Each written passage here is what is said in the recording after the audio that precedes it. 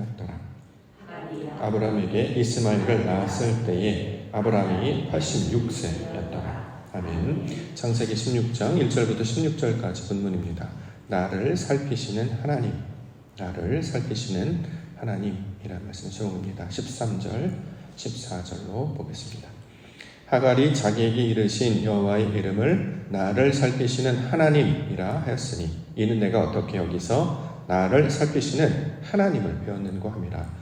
이러므로 그 샘을 부엘 라헤 로이이라 불렀으며 그것은 가데스와 베레 사이에 있더라. 자, 16장은 하갈을 통해서 보이시는 하나님에 관한 이야기를 우리 가운데 소개하고 있습니다.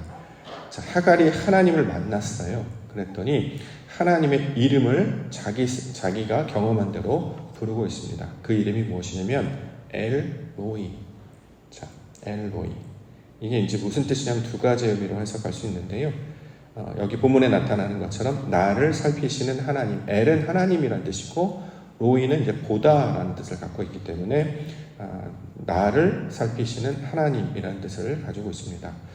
근데 이 로이는 다른 뜻도 하나 더 있는 게 뭐냐면 목자할 때, 여호와는 나의 목자시다 할 때 이 목자도 로이라고 발음을 합니다. 자, 나를 살피시는 하나님, 살피다라고 우리가 이제 조금 더 의미를 강조해서 번역을 했는데 원래 나는 이제 바라보다, 주목하여 보다 이런 뜻이 되겠죠. 하나님께서 나를 바라보신다. 하나님께서 나를 감찰하신다 라는 의미로 우리가 이해할 수 있습니다. 아무도 나에게 관심이 없죠. 아무도 세상은 누구도 나에게 관심이 없습니다. 그렇기 때문에 눈도 마주치지 않고 바라보지도 않습니다. 그런데 하갈은 나를 주목하시는 분이 있구나, 나를 바라보시는 분이 있구나, 이것을 경험했다라는 거예요. 그래서 하나님의 이름을 뭐라고 하냐면 나를 보시는 하나님, 그가 나를 바라보시고 나를 감찰하신다, 나를 살피신다. 자, 이렇게 지금 하나님을 이해하고 이름을 짓고 있는 것이죠. 우리 초등학교 아이들 질문 중에 그런 게 있더라고요. 너는 누구냐? 당신은 누구입니까? 라는 질문이 있어요. 여기 답을 해야 합니다. 한번 생각해 보실까요? 당신은 누굽니까? 라고 할 때 뭐라고 설명하실까요? 나는 학생입니다. 아니, 너 직업을 말한 게 아니고 너는 누구냐고. 저는 석천동에 사는 누구입니다. 아니, 사는 지역을 말하는 게 아니라 너는 누구냐고. 이걸 계속 아이들로부터 생각하게 하더라고요. 아이가 공부하면서 이렇게 저한테도 질문을 해서 아빠는 누구야? 이렇게 질문을 깜짝 당황했었는데 우리가 어떤 개념을 말로 정의하거나 설명하기가 사실은 쉽지 않아요. 하나님 동일한 분 아닙니까? 우리에게 있어서 하나님은 어떤 분이십니까? 하나님은 누구십니까? 라고 말할 때, 자, 이것을 정의하도록, 우리가 경험한 하나님을 말로 말하도록, 그래서 이것을 이름을 불렀다 이렇게 얘기하죠. 예를 들어서 창세기에 보면 하나님께서 짐승들을 아담 앞에 쭉 선보이십니다. 그랬더니 아담이 이름을 불러요. 그래서 그것이 그들의 이름이 되었다라는 거죠. 왜 이름을 부르게 하냐면 그렇게 무언가를 보고 깨닫고 보고 느끼는 대로 그걸 정의하도록, 네가 경험한 그것을 이름을 짓게 하셨습니다. 왜냐하면 이것을 통해 우리 하나님이 어떠한 분이신지를 계속 보여주실 것이기 때문에 이것을 이해하고 경험하고 말로 풀어서 설명함을 통해서 그분의 정체성과 속성이 무엇인지를 우리로 알게 해주셨다라는 것이죠. 자, 그래서 하갈은 하나님은 나를 살피시는 분이시다, 나를 바라보는 분이시다, 이렇게 지금 그분의 속성을 규정하고 있습니다. 또 하나의 속성을 이제 목자라는 개념인데, 목자, 엘로이 할 때 로이가 목자라는 뜻도 있습니다. 목자, 양을 지키고 보호하고 마시우고 먹이는 일을 하는 자를 우린 목자라고 부르죠. 자, 실제로 하나님이 바로 이러한 일을 한다는 거예요. 자신의 주인이었던 사레, 하갈은 이제 사레의 여종으로 나옵니다. 사레는 주인이 사레면 주인이 그 종을 돌봐야 되는데 나중에 쫓겨나가죠. 학대를 당하고 쫓겨나가게 됩니다. 그러니 그 주인에게 대한 기억이 어떻겠습니까?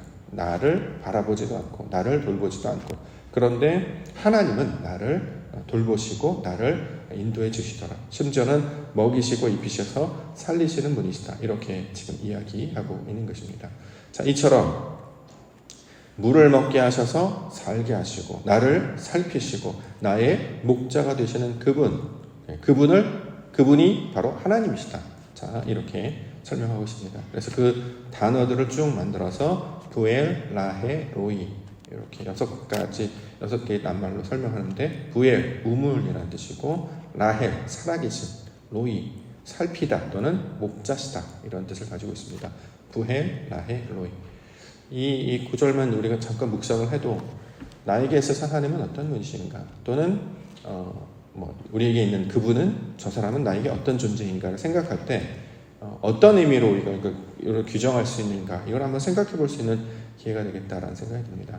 예를 들어서 목사님은 믿을만한가 또는 우리 누구 선생님은 잘 가르치시는가 성실한가 태도나 말이나 행동을 통해서 나에게 어떤 의미의 존재이며 사람인가를 우리가 생각해 볼 때 성경은 하나님을 그런 존재로 규정하게 해주셨습니다.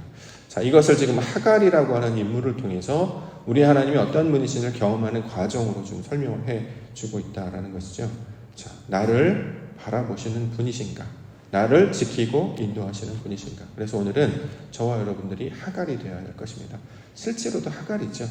우리가 여주인이겠습니까? 종이겠죠. 그런데 그 종이 지금 하나님께서 날 보시기 때문에 은혜를 입는 과정을 설명하고 있는 것이죠. 이를 통해서 중요한 것은 무엇이냐? 그 하나님을 만나서 우리 하나님 나에게 어떤 분이신다. 그 하나님은 나에게 어떤 존재이시다. 이런 것들을 규정할 수 있는 시간이 되기를 소망합니다. 지난 주일날 잠깐 제가 지난 청년부 했을 때 에피소드를 말씀드렸던 것처럼 제가 이제 당시에 청년부 담당 부목사였고 담임 목사님 계셨는데 담임 목사님 저한테 해주셨던 말 마음 가운데 늘 새깁니다. 뭐라고 하셨냐면 목사님은 하나님께서 참 많이 사랑하시는 걸 제가 여러 번 봤습니다. 그러니까 저라는 인물을 규정할 때 하나님께서 사랑하시는 목사님 이렇게 이해를 하고 계시더라고요. 굉장히 도전받았고 큰 자극을 받았습니다. 자, 하나님께서 다른 사람이 절 볼 때도 하나님께서 참 많이 사랑하시는가를 보는 것처럼 우리가 하나님에 대해서 이해할 때도 어떤 분이신가, 나의 목자이신가, 나를 알아보시는 분이신가, 나를 돕는 분이신가 이것들을 다시 한번 경험하고 말할 수 있는 그것을 기억할 수 있는 기도의 시간 되기를 소망합니다. 자, 하갈을 이야기하는데요. 하갈은 여종이었다 이렇게 얘기합니다. 1절 아브라함의 아내 사레는 출산하지 못하였고 그에게 한 여종이 있으니 애굽 사람이요 이름은 하갈이라. 자, 사레에게 있는 여종 하갈에 관한 이야기로 하는데 이걸 이제 주인과 노예의 관계로 볼 수도 있겠습니다만 본문에 나오는 성경에서 말하는 종이라는 개념을 이제 서번트라는 개념이라기보다는 같은 성질을 가진 같은 종류의 사람으로 이제 이해를 한단 말이죠. 그러면 이제 육신에 따르는 여종이라고 하면 이제 우리가 이제 과거 시대 때 자신의 손과 발을 대신해서 해주는 사람이라기보다는 자신의 성질과 똑같은 어떤 육신적인 생각을 가지고 있는 어떤 그런 결과로 우리가 이것을 받아들일 수 있습니다. 자, 그런데 오늘 본문에서 그 여종이 그 똑같은 사람이 어떤 일을 하게 되냐면 아브라함과 이제 소위 말하는 이제 관계를 해서 아이를 얻게 되잖아요. 사실 여종은 그럴 자격과 조건이 전혀 없는 것이죠. 그런데 그가 남자를 만나서 자녀를 얻게 하시는 것. 자, 이 과정을 하나님께서 살피시고 은혜를 받는 과정으로 설명하고 있습니다. 자, 대표적인 관계가 바로 이스라엘이었잖아요. 이스라엘이 애굽에 있을 때 이와 똑같은 신분이었어요. 그렇죠? 이걸 그냥 애굽의 노예나 또는 종의 상태로 볼 수 있습니다만 육신적 상태였단 말이죠. 육신적 상태에 있는 사람은 아무리 노력을 해도 영을 만날 수가 없습니다. 그렇죠? 내가 어둠인데 어떻게 내 스스로 빛을 내겠습니까? 은혜로 빛이 비춰지지 않는 사람 스스로는 아무리 노력해도 불이 일어나지 않아요. 광야에 나가서 자기 혼자 막 애쓴다고 불이 갑자기 일어나는 건 아니잖아요.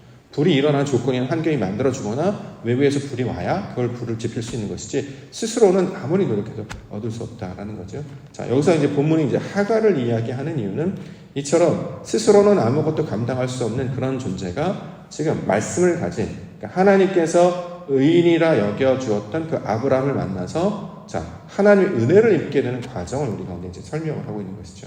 자, 그러므로 이 본문은 하갈은 단순히 어떤 사례에게 있어서의 어떤 종이었다라는 개념이라기보다 우리의 어떤 정체성, 우리의 현재 상황이 그러한 존재였는데 그가 이제 아브라함이라고 하는 원래는 만날 수 없는 존재였는데 은혜로 말미암아 그 하나님의 사람을 만나는 과정으로 설명하고 있습니다. 여기서 우리가 이제 성경에서 나오는 이제 이야기들을 해석할 때 그러니까 윤리적이거나 도덕적인 것을 약간 초월을 해야 합니다. 물론 아예 제외를 할 수는 없겠습니다만 그것에 묶이게 되면 원래 의도를 잃어버려요. 사람들의 논리에 빠져들게 되면 이 이야기를 통해서 말씀하시는 하나님의 뜻이 뭔지를 자꾸 놓치게 된단 말이죠. 안 그러면 이제 사람들이 말하는 윤리적이나 도덕적 그것이 안 좋다, 그걸 제외된다 이런 의미라기보다 그 사람 뛰어넘는 하나님의 이야기를 찾도록 노력을 해야 된다라는 것입니다. 자, 이처럼 하갈이 지금 아브라함을 통해 지금 아들을 낳는 이야기를 하고 있기 때문에 성경에서 말하는 아들을 낳는다는 것은 하나님을 아는 지식으로 말미암아 내 안에 하나님을 아는 지식이 맺혀지는, 하나님을 아는 그 지식이 나타나는 과정으로 좀 설명을 하는 것이잖아요. 그렇기 때문에 하갈이 지금 아브라함을 만나서 지금 이제 아이를 낳는 과정, 하나님을 아는 지식을 낳는 그 기회를 얻게 되는 것을 우리 가운데 설명을 하고 있습니다.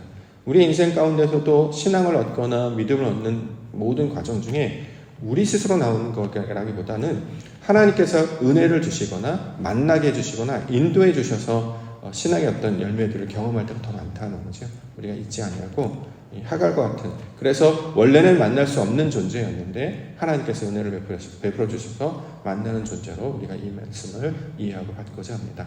자, 그런데 이제 나중에 이제 임신을 했어요. 그러다 보니까 이제 여주인이었던 사레가 하갈을 미워해서, 물론 뭐 하갈이 업신여겼다 뭐 이런 얘기도 있습니다만 어쨌든 쫓겨나게 된단 말이죠. 그래서 임신을 한 여인이 집에 살지 않냐고 광야로 나아가게 됩니다. 자, 그랬더니 어떤 일이 벌어지냐면 하나님께서 만나주시는 장면을 소개하고 있습니다. 6절부터 아브라함이 사레에게 이르되 당신의 여종은 당신의 수중에 있으니 당신의 눈에 좋을 대로 그에게 행하라 하며 사레가 하갈을 학대하였더니 하갈이 사레 앞에서 도망하였더라. 여호와의 사자가 광야의 샘물곁 곧 술길 샘 곁에서 그를 만나 이르되 사레 여종 하갈아 내가 어디서 왔으며 어디로 가느냐. 그가 이르되 나는 내 여주인 사레를 피하여 도망하나이다. 여호와의 사자가 그에게 이르되 내 여주인에게 돌아가서 그 수하에 복종하라. 여기서 우리가 핵심적으로 주목해야 되는 것은 도망하는 자를 여호와의 사자가 만나 주었더라. 요거를 우리가 이제 기억을 해야 되겠죠. 도망해야 하는 자를, 그러니까 하나님의 사자, 말씀을 가진 그 사자가 만나서 그들을 도와주는 장면으로 소개하고 있는 것입니다. 자, 이거 이제 이야기한다면 이제 나중에 이제 갈라디아서에 보면 이 하갈과 사라가 어떤 관계인지를 사도 바울이 이해한 대로 그걸 풀어서 설명하기도 합니다. 그래서 하갈은 육신적 노력으로 태용해서 낳은 아이, 사라는 약속의 자녀. 그래서 하갈은 율법의 아이, 또는 여기는 이제 말씀이나 진리로 낳은 어떤 그런 상태, 이런 걸 비유하면서 설명하기도 하는데, 중요한 것은 하갈이라고 하는 존재. 자, 하나님의 말씀이 없던 자가 하나님의 말씀을 받아요. 그러면 하나님과 결합하게 되느냐? 그렇지 않다는 거예요. 자꾸 그 자리를 피하게 된다는 거예요. 베드로와 똑같습니다. 예수님을 만났을 때 주님 절 위에 오셨군요. 당신을 쫓겠습니다. 그러지 않고 자꾸 피한단 말이에요. 자, 나는 죄인입니다. 나를 떠나소서. 그 모양을 똑같은 모양으로 설명하는 과정을 보여야 합니다. 우리에게 하나님의 말씀의 은혜를 받게 되면 하나님께서 요청하시죠. 육신의 것을 제하여 버리고 하나님의 말씀을 따르라. 그랬을 때 가장 먼저 요구하시는 것이 순종이잖아요. 신앙 가운데 가장 먼저 요청하시는 게 순종입니다. 아멘 하면서 받아들여라 이렇게 얘기한단 말이죠. 뭔가를 보여주면 먹으라라는 거예요. 근데 우리는 안 먹는다는 거예요. 자기의 판단과 이성이 있기 때문에 그럴 수 없나이다. 베드로가 위에서 내려온 그 환상을 보고 난 안 먹겠습니다라고 하는 것과 똑같이, 나는 이방인들과 섞이지 않겠습니다. 똑같이 하나님께서 뭔가를 하라라고 제안을 주면 하겠습니다라고 이야기하지 않아요. 대부분 기도해 보겠습니다. 거절이죠. 안 하겠습니다. 다 도피하게 됩니다. 그걸 이제 하갈의 모양으로 설명을 하는 거, 이렇게 피하게 되더라. 그랬더니 여호와의 사자, 말씀을 증거하는 자의 모습이잖아요. 그거 어떻게 해요? 돌아가라. 그게 복종하라는 거예요. 왜 복종하라고 하냐면 그게 훈련이기 때문에 그렇습니다. 하나님의 은혜를 경험하는 훈련. 육신의 사람이 어떻게 며칠 사이에 영의 사람으로, 말씀의 사람으로 확 바뀔 수 있겠습니까? 사람은 그게 쉽지 않아요. 아무리 고생해도 평생이 그렇게 수많은 고생과 어려움을 당했어도 마지막 순간에는 다 본성이 다 돌아와 버립니다. 사람이 다듬어진 것 같고 좀 교화된 것 같죠? 전혀 그렇지 않습니다. 군대 3년 가면 세상에 되게 열심히 했죠. 아니요. 제대하고 1주년 동안 다 옛날 다 돌아가 버려요. 심지어는 뭐 어려운 일을 당해서 뭐 어떤 수용시설에 있던 몇십 년을 있던 사람도 다시 돌아오면 똑같은 성질을 반복한단 말이죠. 우리 육신의 성질이 그렇다는 거예요. 하나님께서 은혜를 주셔서 말씀을 가지게 하시면 그 말씀에 부착하여서 그 말씀을 따를 것 같은데 도망가는 자로 이제 표현하고 있는 것입니다. 근데 놀랍게도 그때 하나님의 여호와의 사자를 보내주세요. 그래서 돌아가라 이렇게 얘기한단 말이죠. 너가 순종해야 돼. 이 말이 은혜라는 거예요. 거기서 계속 도망갔으면 순종할 기회를 잊어버리고 순종할 기회를 하라 하시는 것은 뭐냐면 그 어려운 가운데 고통 가운데 있으면 하나님께서 나를 주목하고 계시기 때문에 내가 너를 안다니까 내가 너를 계속 보고 있을 거야. 내가 감찰할 거 얼마나 힘들고 고생하는지 내가 알아. 그리고 나중에 결정적일 때 나중에 쫓겨나가서 이제 목이 말라 이제 죽는 상황이 펼쳐졌을 때 그때 하나님께서 도와주신 장면. 아 이게 여호와의 은혜였구나라는 것을 가르쳐 주시기 위해서 이 복종과 순종의 훈련을 하게 된다라는 거죠. 그러므로 우리에게 말씀이 들려서 자꾸 돌아가라. 그 말씀 가운데 순종하라고 말씀이 들려지면 이게 복음입니다. 근데 우리는 이제 육신적인 어떤 고정관념 가운데 잘 그것을 들으려고 하지 않죠. 예배로 나오십시오. 우리가 순종하십시오. 직분 담당합시다. 하나님께서 교회 공동체라는 틀을 만들어 주셔서 여기서 여러 가지 것들을 연습하고 훈련하게 하셨는데 잘 받아들이지 않아요. 왜 그러냐면 이게 본성이기 때문에 그렇습니다.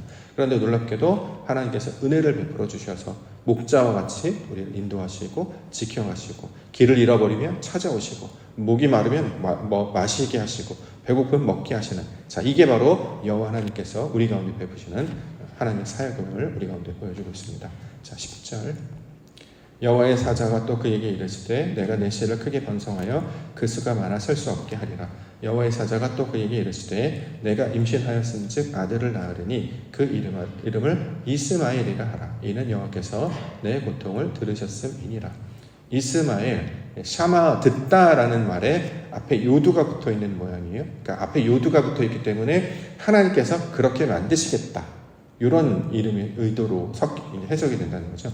하나님께서 듣는 자가 되게 하시겠다.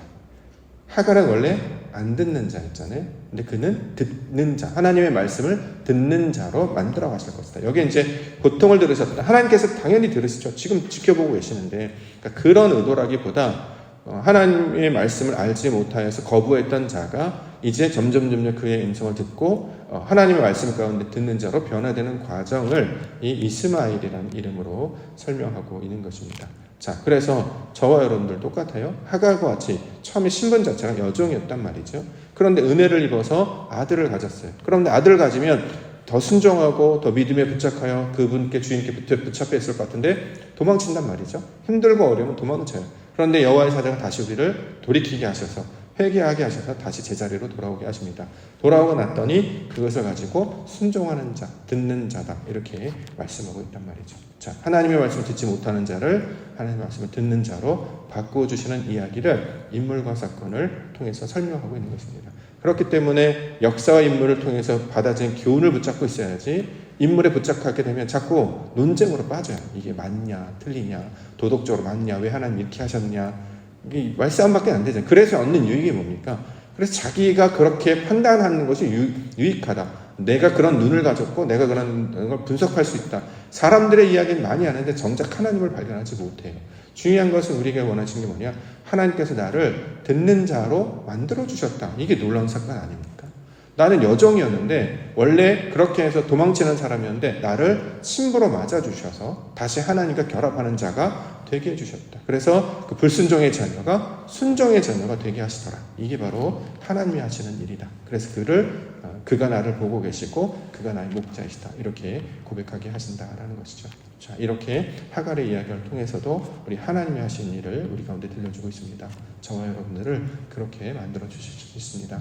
그러므로 이것을 듣고 이것이 그러한가하여 늘 묵상하고 이것이 나에게 유익한 것이고 좋은 것이다 라고 하면 소망하게 되지 않겠습니까? 그렇구나. 하나님 이게 진짜 진정 가치군요. 좋은 게 뭔지를 알아야 소망하게 되고 소망을 붙들고 있어야 인내하게 되고요. 인내를 해야 우리 가운데 그 열매가 맺혀지게 된다는 거죠. 자, 저와 여러분들 부르시는 그 하나님의 사역 가운데 역사하시는 말씀을 통해서 우리 하나님 하시는 그 구원의 일, 우리 목자 되시고 우리를 주목하시고 우리를 늘 들이키게 하시는 그 놀라운 일을 기대하시며 하나님의 나라와 뜻을 구하시는 우리 믿음의 성도님 되시기를 주의 이름으로 축원합니다. 기도하겠습니다.